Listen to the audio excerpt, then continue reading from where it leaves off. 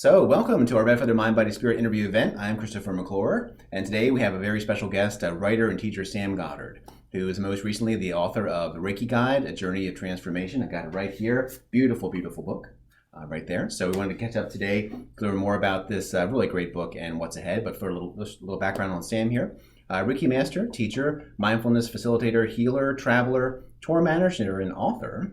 Sam Goddard describes herself as a life journey guide. I really like that.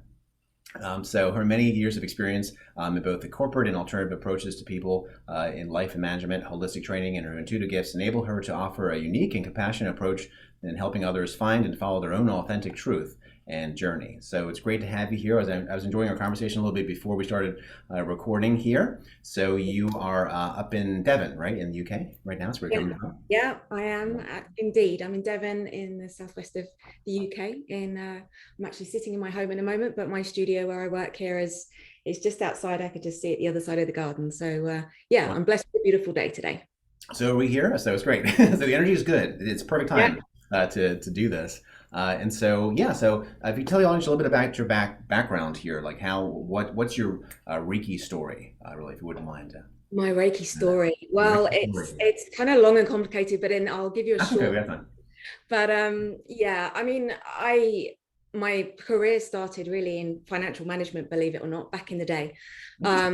So I come from a corporate background, and yeah, to sort of bring that into a smaller context, whilst I'd been working in that for quite a long time, was really exposed to just a lot of stress, as you can imagine. And in actual fact, when Reiki first came to me, I was in New York. I used to work and live in New York, and I was for a financial management company out there. And one of my big loves also is music. It's around talent, things like that.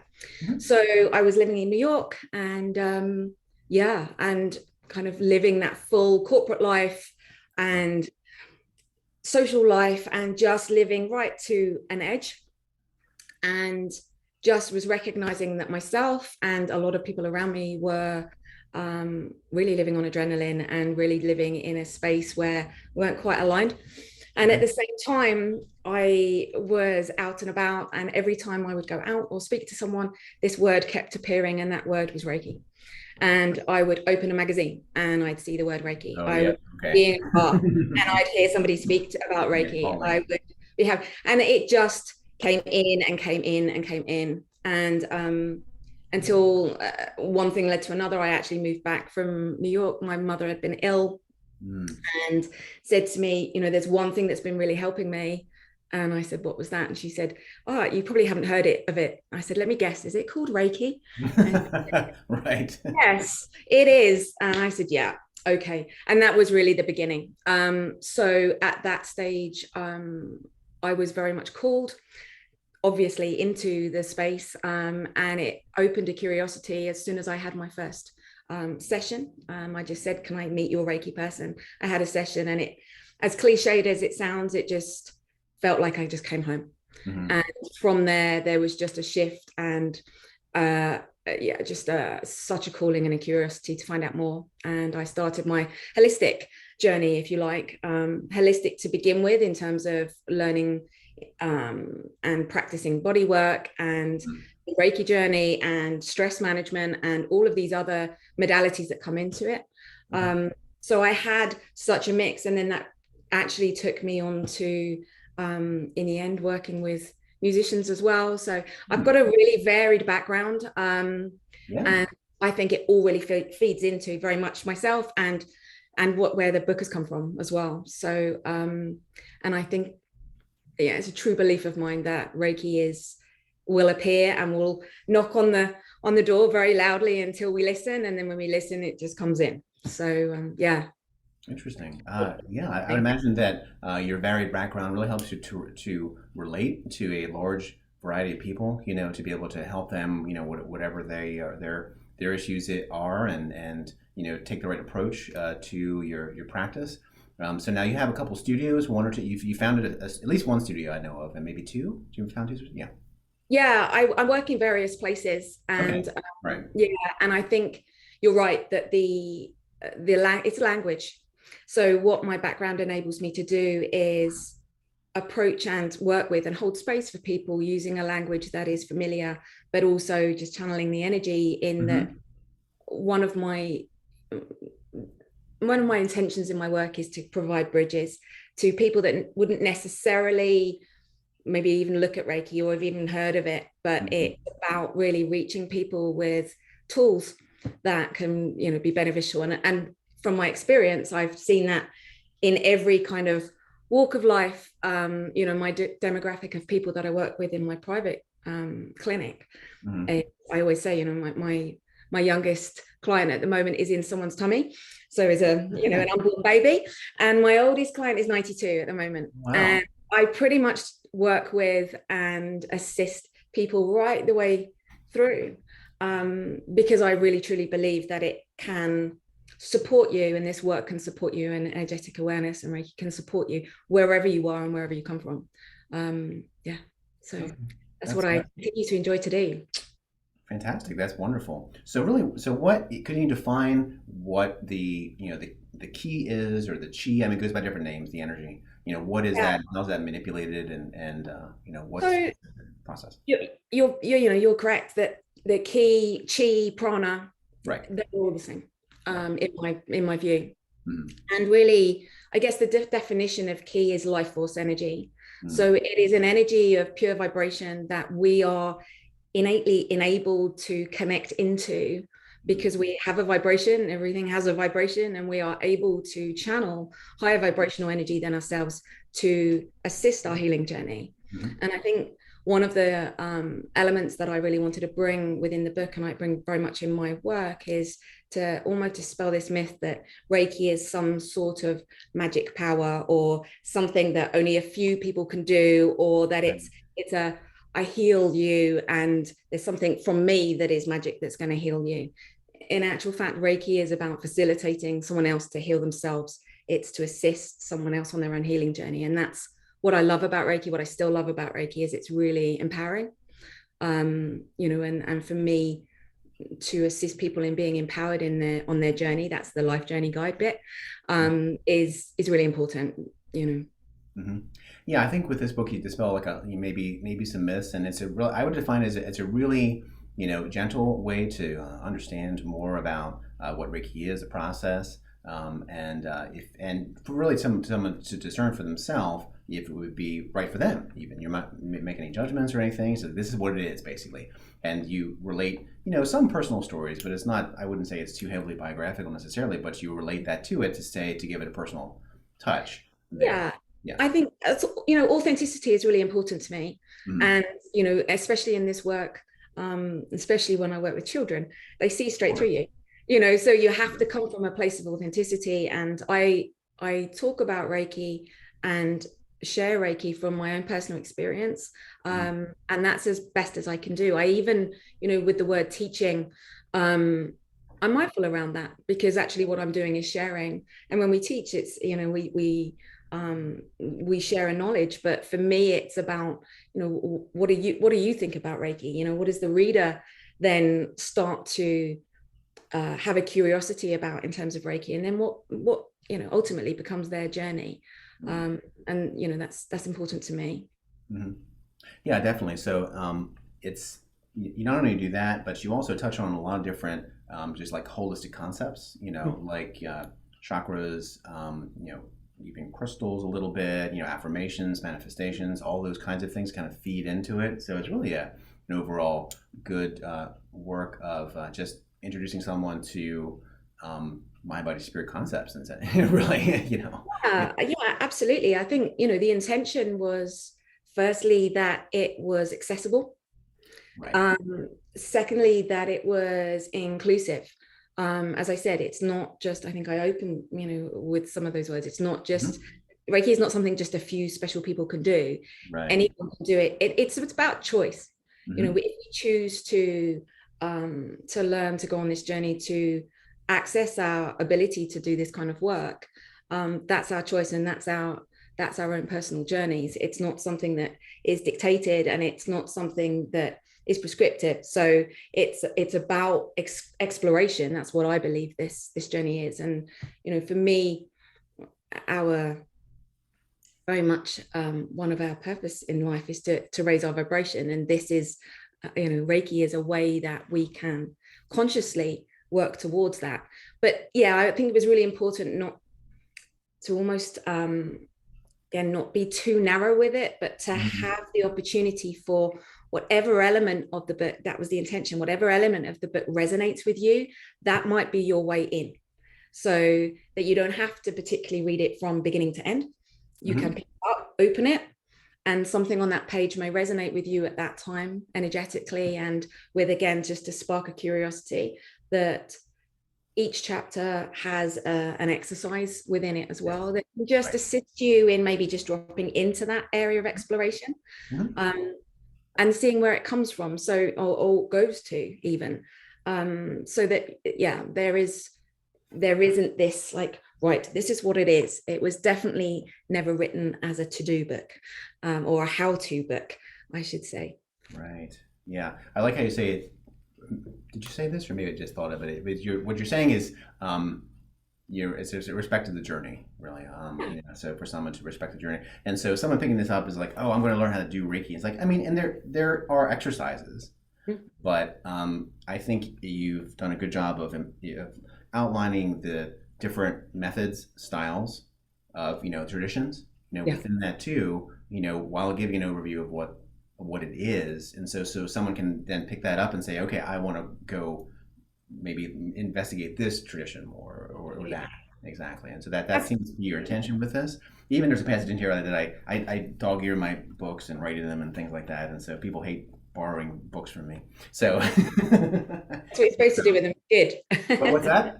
That's good. I think that's what you're supposed to do with books, get really tangible with them. Yeah. So one thing, when as you're describing the different systems here, is like, I feel strongly about the rite of passage for individuals to embrace the Reiki symbols, and they're talking about symbols, their pathway and their gifts, and you feel potentially that's not part of the magic in their discovery of traditions if you reveal too much. And so that's really that is essential to understanding this book too. That you want to understand, this is maybe pushing off the shore, and then you can direct your boat. I'm just creating, with it can be, there is obviously the element of the sacred nature to this work. And one of the reasons I started teaching many years ago was to honor what I felt was really important, and that's pace. There's no rush in this work. I think in society we generally these days try to rush through or fix, or take a quick course and then go, all right, I'm now this. Whereas actually there's something much more sustainable in taking one's time, in listening, in learning to listen to ourselves, and cultivating our own intuition, and turning off the noise and being able to come into presence.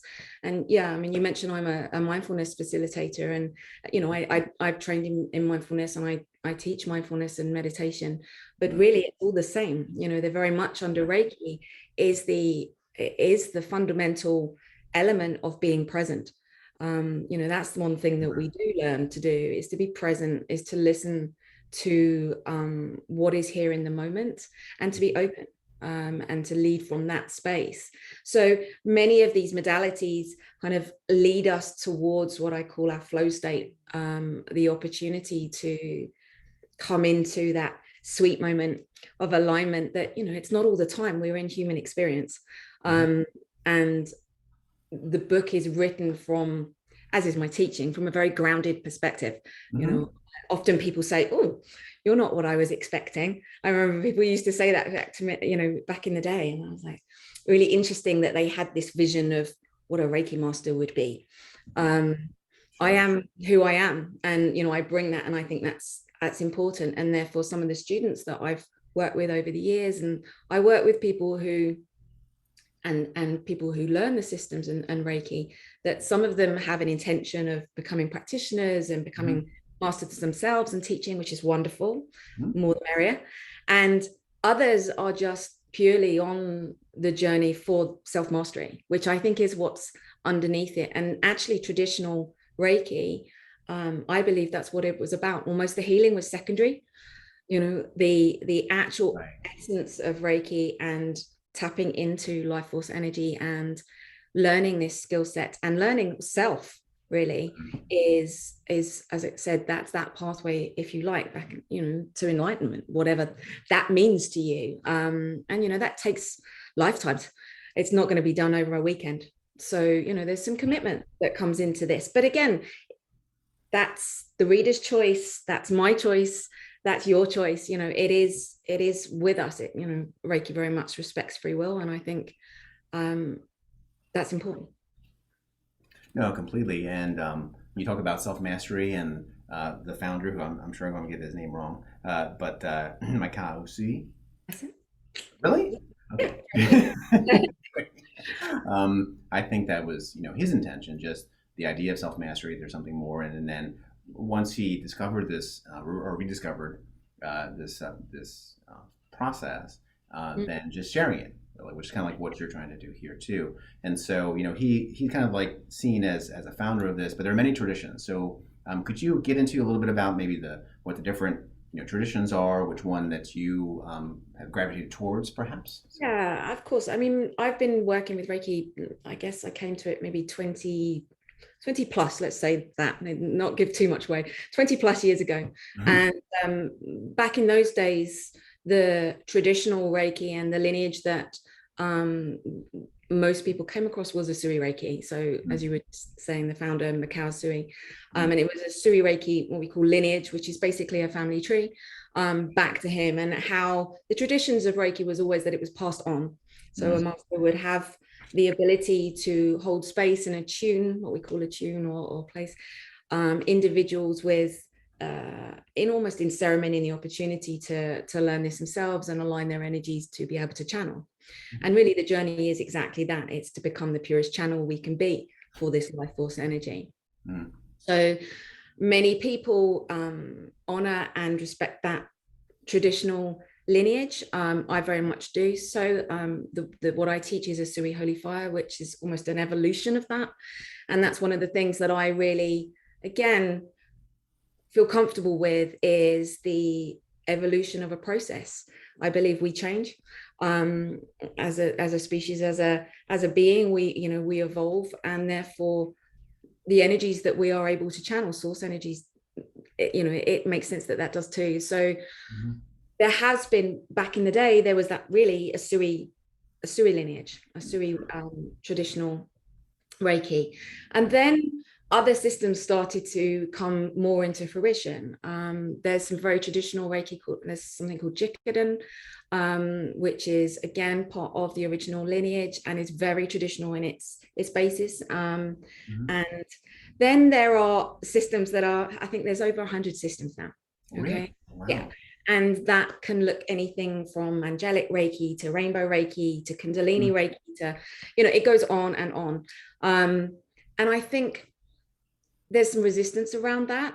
But I also feel that for me, as long as it is taught with integrity and there is honoring of traditional elements of Reiki, and again, it's the energy that we are feeling and working with now.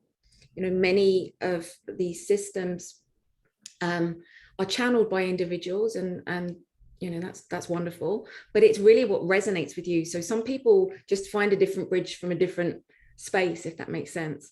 So for me, yeah, I mean, I work with a Sui, for sure, a Sui lineage. Mm-hmm. I'm also trained in Karuna Reiki, which is directly from William Lee Rand, who's in a lot of people's and is very well known as the from ICRT, the International Center of Reiki Training in the States. Mm-hmm. And I also I teach Reiki drumming as well. So I actually have a which is a beautiful addition to the practice, where, if you like, it's a opportunity to meet a little bit more of shamanic practice with Reiki practice, and also meets my passion of music and rhythm. With your background, that I kind of went into that. So it evolves, and I'm sure I will work with other systems, as time goes on. But I really just listen to what comes through, what I need to bring. I was one of the first people to teach a Sui Holy Fire. In fact, I was the first person in this country. and continue to hold that space for people. But I think I very much just respect where people are drawn to. And I think for me, that's the best way to be. I trust that students will find the right master for them or the right teacher for them. And to really, again, the book was really to say, look, all of this is out there. And, you know, these other chapters in here, these are elements that have how I see Reiki. I don't just see it as a healing modality. I see it as a way of life. I see it as a tool of empowerment within our life, for our well-being, for balance. That's for me, you know, very much what Reiki is about, is that ability to balance our you know, I normally go about my triangle, our emotional, our physical, and our spiritual beings. And none of us can get away from the fact that's who we are. But how we do that, how we, if you like, integrate divine consciousness into human experience, that for me is what this allows us to look at, and then go to where we want to go. You know, there are edges to this work, and some people keep pushing through, and other people will stop for a while and think, okay, I'm just going to sit with this. And I think that's really important to process, you know, to process our knowledge, to process what we receive, whether that's intuitively or by reading books or listening to podcasts or, you know, or going on courses, whatever it is. But you know, our path is growth, so it's within our choice to do so. Definitely. And that's actually reflected just in, you know, the subtitle here is a journey of transformation, and it's a personal journey as well too. And so I was just reflecting as you're talking about, even, you know, how this is presented. It's presented as a guide, not a manual, as a guide, and it's, you know, for someone's own journeys. So it's come to being in a beautiful way. You know, it's 8.5 by 10, I believe, and it's, I think, you know, in someone's library or on the coffee table or whatever, is the kind of thing that you can pick up, and if someone just wants to, as you're saying, just go through it and, oh, this is right. Crystal healing is the first thing I say. Okay, so maybe that's what I'm meant to look into. You know, crystal. And that's what exactly. I didn't even have that dog here. Normally I'll just. So we'll see. So there you go. Yeah. So how did this come into being? How did the book come into being? How did? So I was approached to write a Reiki book. I was again, I very much trust these things come in when they're supposed to do, and I wasn't really thinking, right, this week I'm going to write a Reiki book. You know, I was busy teaching. Sure. I was doing lots of other things that were going on at the time, because I tend to work in quite a varied way. But when I was approached about writing a book, I knew instantly, as you had just mentioned, what I didn't want to do was write a manual. I didn't want to write a book that was like, this is how you do Reiki. There are a number of those, which is wonderful, but it wasn't something that resonated with me, that inspired me. But at the time, what I was very passionate about was, again, that inclusive nature. So I saw it as an opportunity to shift from teaching in, you know, in small groups or slightly larger groups, and to being able to spread my guidance, my passion, my channeling through written word. So it just seemed like the obvious next thing, even though I hadn't really thought about it. You know, I get these kind of senses from, if you like, the universe, where it's almost like I get hit round the head with a baseball bat, and like, okay, right, that's next. And, you know, I've lived my life like that. You know, that's why I've worked in different industries. That's why opportunities come in, because I am very open to change, which I think is important, to not getting, I suppose, stuck in identity, which I meet a lot of in my work these days, that we are really, stuck in one mode of being, stuck, you know, many people, and they will come to me saying, I feel stuck, and they've been a lawyer all their life, but they actually want to be, I don't know, a florist or something, who knows. But there's always the opportunity to shift and change. But I think society generally holds us, well, we've trained in that, and that's what everybody knows us as, and that's what we're good at. So we tend to then just almost that goes away. Right, I agree. And sometimes it just, it takes, there are a variety of ways that people can get out of the ruts. You were talking a little bit earlier about, the baseball bat across the head kind of thing.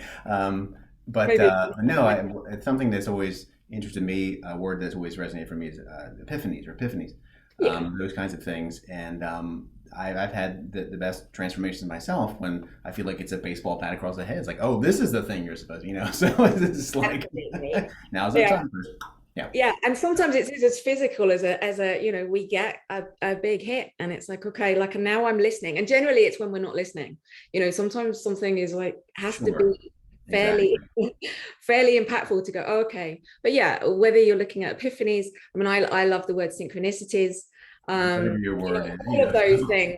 Yeah. It's basically looking for those windows or those doors that open and jumping through them, rather than just, maybe just turning it off or thinking, oh no, I can't do that because, and I hear that language all the time. Oh, I can't do that.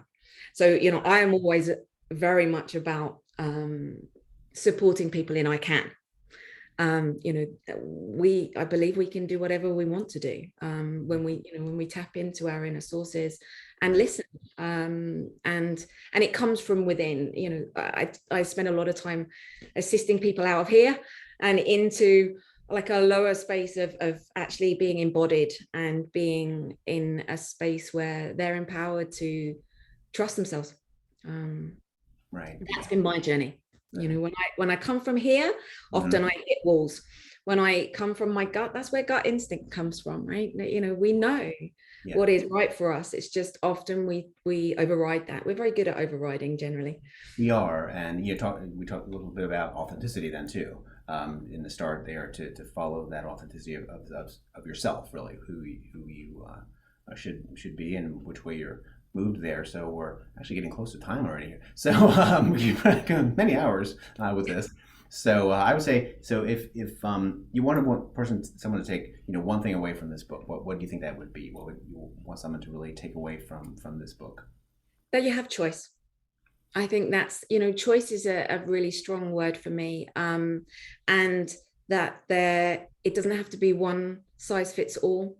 To trust your own, when you read the book, to trust the energy that the whole actual physical tangible book.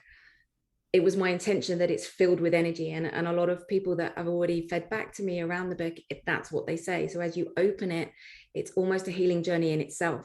If the reader can allow themselves just that space to be present and to see where the book or the words or the energy may lead them, to trust that, and jump, to be brave.